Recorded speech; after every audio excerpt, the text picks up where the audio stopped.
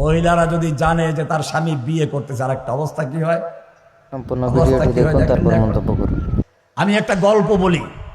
গল্প বলা যদি আমার অভ্যাস না, কিন্তু একটা মেসাল আকারে বলা উচিত। সেটা হচ্ছে, একজন লোক আগে বান্দি বেচা কিনে, তো বান্দি ভিডিওটি দাসী, শেয়ার করে দিবেন। সুন্দরী রূপসী এবং সুস্বাস্থ্যের অধিকারী একটা দাসী বাজারে বিক্রি করতে নিয়ে গেছে। যেই কোনো ক্রেতা দেখা মাত্র কেনার জন্য প্রস্তুত হয়ে আসে। মালিকটা ভালো, সে বলল, দেখুন আমার এই বান্দি দেখতে শুনতে তো দেখতেই পাচ্ছেন কত সুন্দরী, কত সুন্দর চেহারা, কত সুন্দর বডি, কিন্তু একটা সমস্যা আছে, সে চগলখোর। একজনের কথা আর একজনকে বলে, তার কথা আর একজনকে বলে, এইভাবে গন্ডগোল লাগায়। এ কথা শুনে অনেকেই ফিরে যায়। এক লোক চিন্তা করলো যে আচ্ছা, এ তো দাসী, এ আর কি গন্ডগোল লাগাবে, তার কাজ সে করবে, আমরা স্বামী স্ত্রী ঠিক আছে। এই কিনে নিয়ে গেল। ঠিকই বান্দি কয়েকদিন মধ্যেই বাড়িতে কাজকর্ম দিয়ে মালিককে এবং মহিলাকে খুশি করলো। একদিন স্বামী ব্যবসা বাণিজ্য করে, দোকানে আছে, মুখটা ভার করে মহিলার কাছে গিয়ে বসে বসে খুব চোখের পানি ঝরাচ্ছে। মহিলা বলল, ব্যাপার কি, তুমি কাঁদছো কেন? মা, আমি আমার দুঃখে কাঁদছি না, আপনার দুঃখেই কাঁদছি। কিন্তু আপনি তো বিশ্বাস করবেন না, কারণ আমার যে একটা বদনাম আছে, যারা চগলখোর তারা কথা এরকম সাজাই গুছেই বলে। আরে বলো না কি হয়েছে? দেখুন, আপনি যেই স্বামীর জন্য এত আন্তরিকতা ভালোবাসা রাখেন, সেই স্বামী অফিসে বসে তার একটা মহিলা কর্মী আছে, তার সাথে ভালোবাসা করেছে, প্রেম করে, এবং এত গভীরে চলে গেছে, তাদের বিয়ে হয়ে যাওয়া ঠিক হয়ে গেছে, আজকে বিয়েটা হয়ে যাবে। এখন যদি আপনাকে আমি না জানাই, তাহলে আপনি কি কষ্টই না পাবেন। আমি জানা সত্ত্বেও কেন জানাইলাম না, আপনার নেমো খারামি হবে তাই জানাইলাম।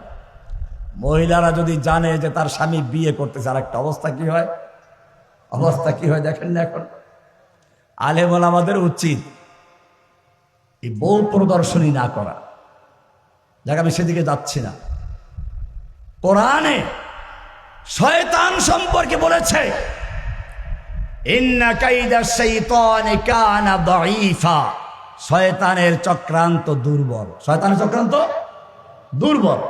আর মহিলাদের সম্পর্কে কি বলেছেন? সূরা ইউসুফে দেখবেন, জুলাইখার আলোচনায় আছে, ইন্না কাইদা কুন্না আযীম, তোমরা মহিলাদের চক্রান্ত বড় মারাত্মক, ভয়ঙ্কর চক্রান্ত।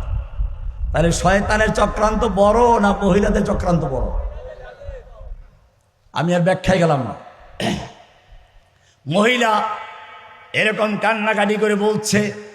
মহিলা তো এবারে চিন্তায় পড়ে গেছে, কান্নাকাটি শুরু করে দিয়েছে, তার স্বামী আর একটা বিয়ে করতে যাচ্ছে। এখন এই মেয়ে বলল, দেখুন চিন্তা করার কোনো দরকার নেই, আমি একজন হুজুরের সঙ্গে সম্পর্ক আছে, উনি একটা তাবিজ দিলে এই বিয়ে ফিরে যাবে, ভেঙে যাবে। কিন্তু তাবিজটা তৈরি করার জন্য কিছু শর্ত আছে। আপনার স্বামীর গলার দাড়ি লাগবে, এবং সেই দাড়ি কাটতে হবে ছুরি দিয়ে, কাটতে হবে ছুরি দিয়ে। বলে আচ্ছা ঠিক আছে, তাহলে তুমি একটা কাজ করো, আজকে এখনই দোকানে চলে যাও, আমি এদিকে খাবার পাকিয়ে রেডি করি, গোসল টোসল করার পরে খাবার খাইয়া ঘুম পড়ুক, তারপরে আমি গলার থেকে কয়েকটা দাড়ি কেটে দিবি, এটা আর কঠিন কি, যাও। মেয়েটা চলে গেছে দোকানে। দোকানে গিয়ে আবার সেই একই ভঙ্গিমায় মুখ ভার করে চোখের পানি ঝরাচ্ছে। এবারে তার মালিক বলল, কি বাবা, তোমার অবস্থা কেন? স্যার, আমি আমার দুঃখে কাঁদছি না, আপনার দুঃখেই কাঁদছি। আপনি তো বিশ্বাস করবেন না, আমার তো একটা বদনাম আগেই আছে। আরে বলো কি হয়েছে? আপনি যে স্ত্রীর জন্য এত কিছু করেন, মাথার ঘাম পায়ে ফেলে কাজ করেন, জানেন সেই স্ত্রী কি করে? ওই যে আপনি দোকানে চলে আসেন, বাসা খালি থাকে, আর একটা যুবক ছেলের সঙ্গে তার অবৈধ সম্পর্ক আছে, এবং সম্পর্কটা এত গভীরে চলে গেছে, আমি নিজে শুনেছি, তারা এখন পরামর্শ করেছে আপনাকে হত্যা করবে।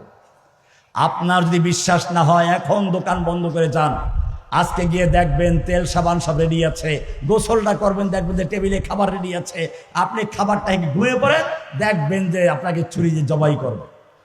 স্বামী তো আর এত কিছু বোঝে নাই যে এত চালাকি আছে ভিতরে। সে চিন্তা, আচ্ছা ঠিক আছে দেখি। দেখলো ঠিকই আজকে তার স্ত্রী সাবান কাপড় নিয়ে আগেই তৈরি হয়ে আছে, গোসল করলো, দেখে টেবিলে খাবার তৈরি করা আছে, খাবারটা খেয়ে চিন্তা করলো সবইতে মিলে যাচ্ছে। এবারে শুয়ে পড়লো, দেখে স্ত্রী এসে বাতাস করা শুরু করেছে, মাথা টিপা শুরু করেছে। উনি বলেন আচ্ছা ঠিক আছে ঘুমিয়ে যাই। চোখ বন্ধ করে তারপরে ঘুমিয়ে গেছে। স্ত্রী তো আর জানে না যেখানে এত শয়তানি আছে। স্ত্রী মনে করলো তার স্বামী ঘুমিয়ে পড়েছে, এবারে গলায় হাত দিছে, ছুরি নিয়ে কয়েকটা চুল কাটবে। স্বামী সঙ্গে সঙ্গে তার হাতটা ধরে ফেলছে। এখন তো তার বুঝতে বাকি নাই, জবাই করবে। স্বামী ছুরিটা হাতে নিয়ে স্ত্রীকে জবাই করে দিয়েছে। রাগের মাথায়, কয় না তালাক দিয়েছে রাগের মাথায়, তো তালাক কি আদর করে দেয় নাকি কেউ? তালাক দেয় রাগ করে, ছুরি দিয়ে জবাই করেছে রাগ করে।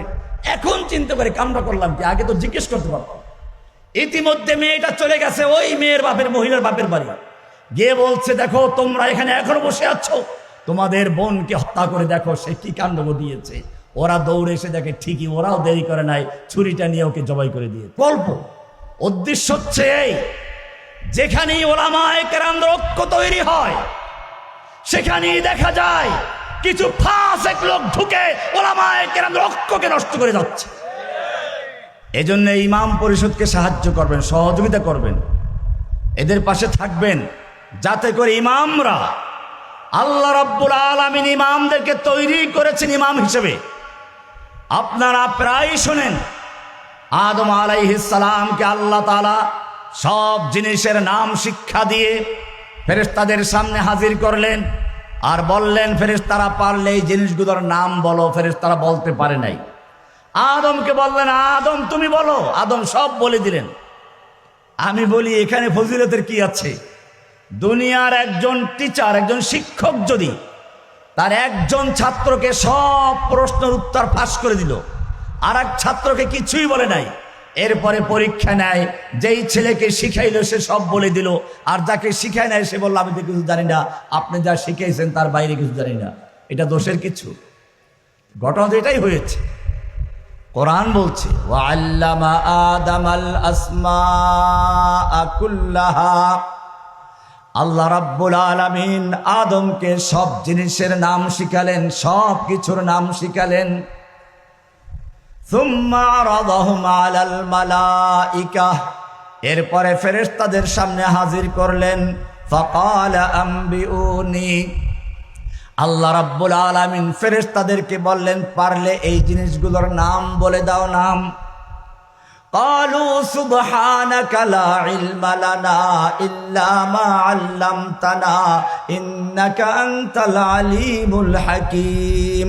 ও রাব্বুল আলামিন আমাদের তো কোনো ইলম নেই, তুমি যা শিক্ষা দিয়েছো তার বাইরে। বোঝা গেল ফেরেশতারাও আল্লাহ যা শিখিয়েছেন তার বাইরে কোনো ইলমের মালিক নন। সব ইলম শিক্ষা দেন কে?